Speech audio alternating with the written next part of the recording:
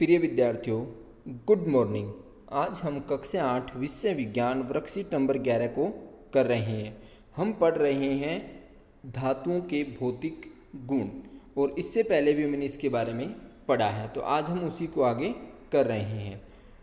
आज हम धातुओं के अन्य भौतिक गुणों के बारे में जानेंगे, जैसे कौन कौन से गुण होते हैं धातुओं के अंदर। इसमें बताया कि ध्वनिक, जो धातुएं होती हैं उनमें ध्वनिक गुण भी पाया जाता है। जैसे धातु से बनी वस्तुओं को जब कठोर सतह से टकराया जाता है तो एक रिंगिंग ध्वनि मतलब एक आवाज़ पैदा होती है, और इसलिए धातुओं को ध्वनिक भी कहते हैं। ध्वनिक मतलब जो ध्वनि पैदा करती हैं। जैसे एक चम्मच से स्टील के गिलास, मतलब एक चम्मच ले लेते हैं हम और एक स्टील का गिलास, वह लकड़ी के दरवाजे पर चोट करें तो दोनों की ध्वनियों को सुने और अंतर करें। मतलब चम्मच से पहले तो हम स्टील के गिलास पे चम्मच को बार बार लगाते हैं, मारते हैं उसको, उससे जो ध्वनि आ रही है उसको सुनना है। फिर उसी चम्मच से हमें काट के ऊपर जैसे हम करते हैं, ये काट की ध्वनि है, ठीक है ना। तो कह रहे कि दोनों की ध्वनि को सुनना और अंतर करना है कि धातु में ये गुण पाया जाता है, ध्वनि पैदा करती हैं। अब विद्युत सुचालक और कुचालक। कुछ धातु विद्युत की सुचालक होती है, कुछ कुचालक होती हैं, धातु या धातु जो भी हैं। अब हम इसको एक गतिविधि से समझते हैं। जैसे बैटरी, बल्ब व तार को दिए गए चित्र के अनुसार जोड़कर परिपथ बनाइए। जैसे ये दे रखा है, यहाँ पे बैटरी दे रखी है, बल्ब दे रखा है, तार दे रखा है। कह रहा आपको एक परिपथ बनाना है, इसका रास्ता बनाना है चारों ओर का। ए बी सिरों को जोड़कर जांच करें कि बल्ब जला या नहीं। जब हम सिरों को जोड़ देते हैं, जैसे मान लो ये सेल है, अब इन सिरों को जोड़ देंगे तो बल्ब जलेगा या नहीं जलेगा? भाई जलेगा, जलेगा क्यों नहीं, सेल है, सेल से जलेगा। अब बारी बारी से तालिका में दिए गए प्रत्येक पदार्थ को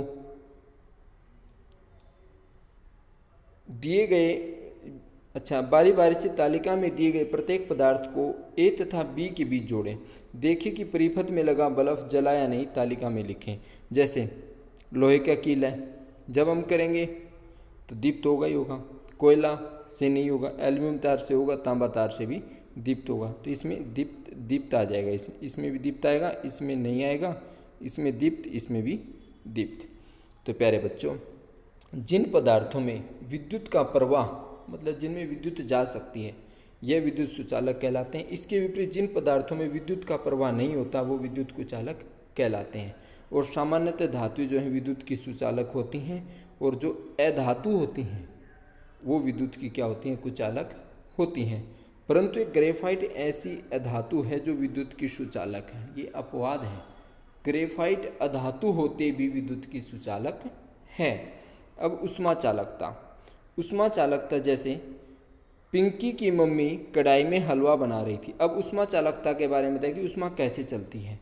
तभी दरवाजे की घंटी बजी, और क्या होता है, दरवाजे की घंटी बजती है और वे चम्मच को कढ़ाई में ही छोड़कर दरवाज़ा खोलने चली गई। पिंकी की मम्मी क्या करती है कि चम्मच को कढ़ाई में ही छोड़ देती है और दरवाज़ा खोलने चली जाती है, और वापस लौटकर जैसे ही चम्मच पकड़ती है तो उनकी चीख निकल जाती है। क्योंकि धातुओं के एक सिरे को गर्म करने पर उष्मा गर्म सिरे से ठंडे सिरे की ओर स्थानांतरित होती है। ये तो अक्सर आप घरों में सब देखते हैं।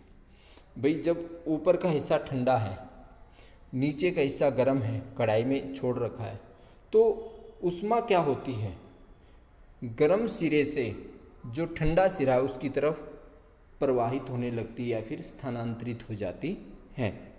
इसलिए धातुएं जो है उष्मा की सुचालक होती हैं, और धातुएं उष्मा की सुचालक होती हैं।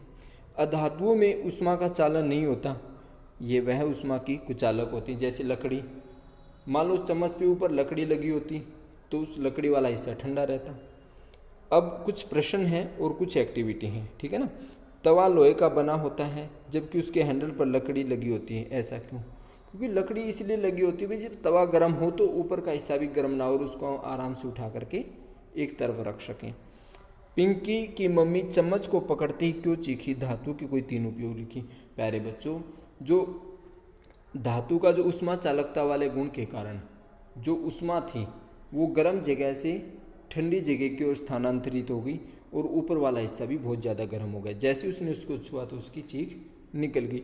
उपयोग बर्तन बनाने में, तार बनाने में, बिजली के उपयोग में, बहुत से उपयोग आप लिख सकते हैं। विद्युत और ऊष्मा के सुचालक किन्हें कहते हैं, परिभाषित कीजिए, इसके बारे में हम पढ़ेंगे। नीचे दी गई सारणी में पदार्थों के नाम लिखें, उनके गुणों के आधार पर सही या गलत का निशान लगाइए कि वे पदार्थ धातु हैं या फिर अधातु हैं। तो प्यारे बच्चों, ये आपकी सॉल्यूशन की वर्कशीट है।